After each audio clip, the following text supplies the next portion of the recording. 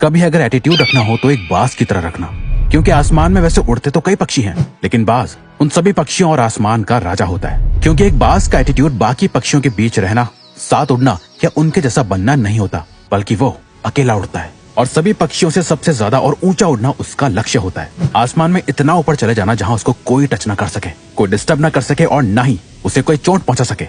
क्योंकि जब एक उड़ते हुए बाज की पीठ पर बैठा हुआ कौवा उसे चोंच मारता है, उसे परेशान करता है, तो बाज उस कौवे से लड़ता नहीं है, उसे कोई रिस्पॉन्स नहीं देता। वो बस चुपचाप अपने पंखों को फैलाकर आसमान में ऊपर और ऊपर उड़ता जाता है। बाज आसमान में जितना ज्यादा ऊपर जाता जाता है, उस कौवे की परेशानी उतनी ही बढ़ती जाती है। वो ऊंचे आसमान में सांस नहीं ले पाता और ऑक्सीजन की कमी की वजह से वो कौवा बेहोश होकर अपने आप गिर जाता है और बाज उस कौवे की चोंच से होने वाले दर्द से मुक्त हो जाता है। दोस्तों, हमारी जिंदगी भी कुछ ऐसी ही है। ये कौवा आपकी लाइफ के सारे चैलेंजेस को दिखाता है और ये बाज आपके स्ट्रॉन्ग मेंटल एटीट्यूड को। एक बाज ही की तरह जिंदगी के आसमान में मुश्किलों के बादलों को अपने पंखों से चीरते हुए ऊंचा उड़ना सीखो, ताकि आपके ये सारे चैलेंजेस अपने आप ही गायब हो जाएं। जब लोग आपको ताने कसे तो उससे और ऊपर उड़ जाओ। जब लाइफ आपको सामने से चैलेंज करे, उससे और ऊपर उड़ जाओ। जब आपको जिंदगी की एक के बाद एक प्रॉब्लम तोड़ के रख दे, और ऊपर उड़ जाओ। एक बाज की असली पावर उसके पंखों में है। अगर वो अपने पंखों को नहीं खोलेगा तो उड़ नहीं पाएगा। वैसे अगर आप अपने माइंड को ओपन नहीं रखोगे सीखने के लिए, इम्प्रूव होने के लिए, स्ट्रांग होने के लिए, तो आप कभी नहीं उड़ पाओगे। एक बाज बनने के लिए आपको बाज के मेंटल एटीट्यूड को सीखना होगा। बाज जैसे मेंटालिटी और माइंडसेट को डेवलप करना होगा। बाज को तूफान पसंद होते हैं। डॉक्टर एपीजे अब्दुल कलाम ने एक बार कहा था, all birds find shelter during a rain, but eagle avoids rain by flying above the clouds. यानी जब आसमान में बादल छा जाते हैं, कुदरत की तरफ से एक तूफान आने का इशारा होता है, जिसे देख बाकी सारे पंछी छुप जाते हैं। एक बाज इसी तूफान से डरता नहीं, बल्कि और ज्यादा एक्साइटेड हो जाता है। बाज इस तूफान के साथ आने वाले चैलेंजेस को बहुत इंजॉय करता है। जब तूफान की हवाएं और ज्यादा तेज हो जाती हैं, वो उस तेज हवा का यूज करके आसमान में और ऊपर चला जाता है। बहुत ऊपर पहुंचने के बाद वो उन बादलों से भी ऊपर आ जाता है जो बादल वो बारिश कर रहे होते हैं। आपकी लाइफ की हर एक प्रॉब्लम में सोल्यूशन छुपा हुआ है, हर एक चैलेंज में अपॉर्चुनिटी छुपी हुई है। जब आप इन प्रॉब्लम्स और चैलेंजेस से ऊपर उठ जाओगे, तब आपको कई सारी अपॉर्चुनिटीज दिखाई देंगी। जैसे कि नेपोलियन हिल भी कहते हैं, every challenge brings a great opportunity with it. अब जिस दिन एक बाज की तरह लाइफ की सारी डिफिकल्टीज और प्रॉब्लम्स को लाइफ में ग्रो होने की, खुद को बदलने की अपॉर्चुनिटीज की तरह देखने लगोगे, तब जाके आप बहुत ऊंचा उड़ना सीख पाओगे। बाज अपने घोंसले में नरम घास नहीं रखता। क्या आपको पता है, एक बाज के घोंसले में कभी कोई नरम चीज नहीं होती। वो अपने घोंसले से उन घासों को निकाल के फेंक देता है जो उसे आराम करने पे मजबूर करती है, क्योंकि वो एक बाज है। घोंसले में बैठना उसकी फितरत नहीं, बल्कि आसमान में उड़ना ही उसका लक्ष्य है। कहीं वो अपने घोंसले में ज्यादा कंफर्टेबल ना हो जाए, इसीलिए वो अपने बिस्तर को भी जितना हो सके उतना कांटे भरा रखता है। बाज के जब बच्चे होते हैं तो उनके लिए वो नरम घासों से भरा घोंसला बनाता तो है, लेकिन जैसे जैसे बच्चे बड़े होते हैं, वो उन बच्चों को घोंसले से बाहर निकाल देता है और कुछ नरम घासों को भी निकाल देता है। पर जब उसके बच्चे वापस आते हैं, उन्हें वो घोंसला थोड़ा अनकंफर्टेबल लगने लगता है, पर वो उसमें भी आराम करने लगते हैं। कुछ टाइम बाद वो अपने बच्चों को फिर से उस घोंसले से निकाल देता है और सारी नरम घास को निकाल फेंकता है। उसके बच्चे फिर वापस आते हैं और ये साइकिल तब तक रिपीट होती है जब तक कि उसके बच्चे घोंसले से बाहर जाकर उड़ना ना सीख लें।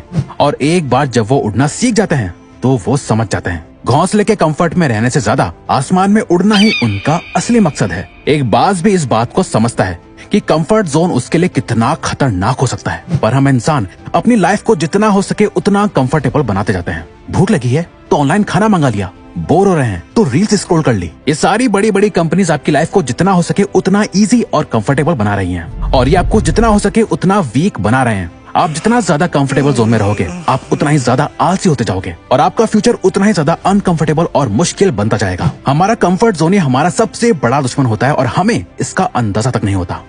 बाज चेंज होने के एक बहुत ही दर्दनाक प्रोसेस से गुजरते हैं।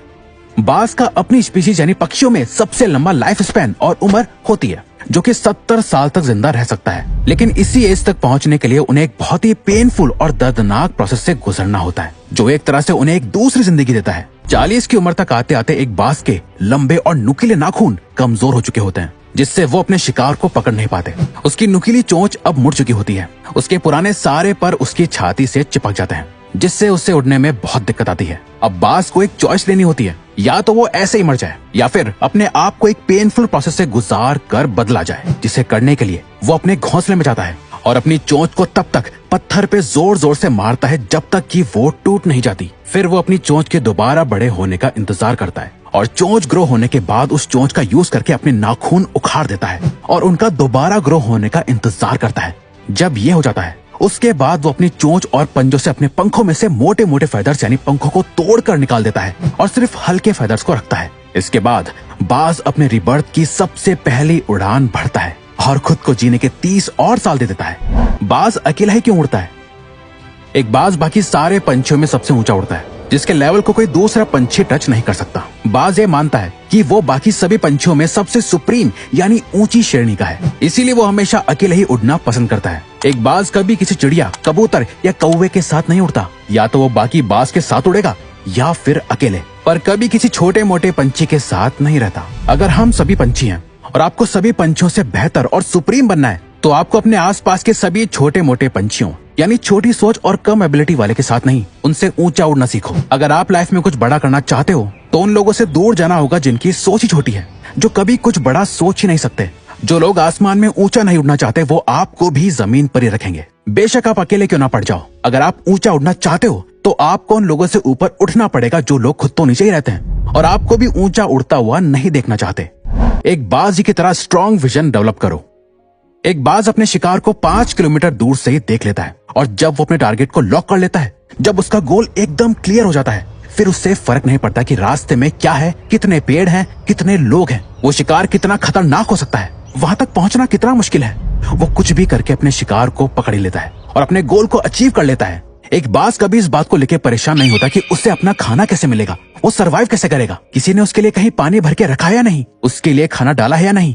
वो बस उड़ता है और अपने खाने की तलाश में निकल जाता है। अपने शिकार का वेट नहीं करता कि वो खुद चल के उसके पास आएगा, नहीं, बल्कि सही मौका देखते ही उस पर हमला कर देता है। इस मेंटल एटीट्यूड की वजह से ही एक बाज 70 साल तक सरवाइव कर पाता है, बाकी पंछियों की तरह भूखा नहीं मरता। आपको भी अपनी लाइफ का एक विजन तैयार करना होगा। आप जो चाहते हो उसके लिए काम करना होगा। कोई सामने से आकर आपकी लाइफ नहीं बदलने वाला, आपको खुद अपनी लाइफ की रिस्पॉन्सिबिलिटी लेके खुद को चेंज करना होगा। एक बाज कभी भी मरे हुए जानवरों को नहीं खाता। एक बाज कभी मरे हुए जानवर को नहीं खाता, वो हमेशा अपने लिए एक फ्रेश शिकार करता है। बाज का ये माइंडसेट हमें सिखाता है कि हमारा पास्ट हमारे लिए मर चुका है, पास्ट में हुई सभी चीजें जा चुकी हैं, आपके हाथ में बस आपका आज है। आपका पास्ट एक ऐसी जगह है जहां आपने अपने पुराने वर्जन को गार्ड रखा है। हो सकता है आपने पास्ट में बहुत कुछ बुरा किया हो या बहुत ज्यादा अच्छा, जिसके बारे में सोच सोचकर आप अपने अंदर अलग अलग इमोशंस डेवलप कर रहे हो। ये आपको अंदर से खोखला बना रहा है। अगर आप बार बार अपने पास्ट में झांकते रहोगे तो आप प्रेजेंट यानी आज और अभी में कैसे जी पाओगे? प्रेजेंट में जहां आप अपने फ्यूचर को क्रिएट कर रहे हो, अपने बेस्ट वर्जन को डेवलप कर रहे हो, उस पर फोकस करो। अगर बाज से कोई शिकार मिस हो जाए, उससे बच के निकल जाए, तो क्या वो इस बात के लिए रोता है, दुख मनाता है और इस गम में भूखा रहता है कि वो शिकार नहीं कर पाया? नहीं, बल्कि वो फौरन अपने अगले शिकार को ढूंढने निकल जाता है। आप भी एक बाज बनो, अपने पास्ट को दफना दो और अपने प्रेजेंट में जीकर अपने फ्यूचर को क्रिएट करो। अब अगर आपको ये वीडियो अच्छी लगी तो वीडियो को लाइक और चैनल को